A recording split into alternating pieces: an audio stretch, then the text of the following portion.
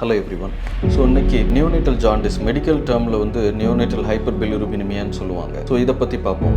So most of the babies, அதாவது 80% குழந்தைகளுக்கு வந்து இந்த நியோனேட்டல் ஜாண்டிஸ் வந்து ரொம்ப காமனாக வரும். ஸோ இதோட காரணம் என்ன அப்படின்னு கேட்டிங்கன்னா, குழந்தை வயிற்றில் இருக்கும்போது இந்த பிலிருபின் அப்படிங்கிற இந்த ப்ராடக்ட் வந்து வெளியில் வர்றதை தாயோட தொப்புள் கொடி வழியாக அது கிளியர் ஆகும். இது வந்து குழந்தை வெளியில் வந்ததும் குழந்தையோட லிவரோட மெச்சூரிட்டி ரொம்ப நல்லா இல்லாதனால முதல் சில நாட்கள் வந்து இந்த மஞ்சள் காமாலை அதிகமாக வர வாய்ப்பு இருக்குது. இது காமனாக பார்த்தீங்கன்னா 48 மணி நேரத்தில் மைல்டாக தெரியும். அதிகபட்சமாக ஒரு 5 நாள்லேருந்து 7 நாளில் வந்து அதிகமான அளவு ரீச் பண்ணி அதுக்கப்புறம் மெதுவாக குறைய ஆரம்பிக்கும். இது மேக்ஸிமம் 2 வீக்ஸ் to 3 வீக்ஸ் வரக்கூட மைல்டாக இருக்க வாய்ப்புகள் இருக்குது. எல்லா குழந்தைகளுக்கும் இதுக்கு வந்து ட்ரீட்மெண்ட் தேவைப்படாது.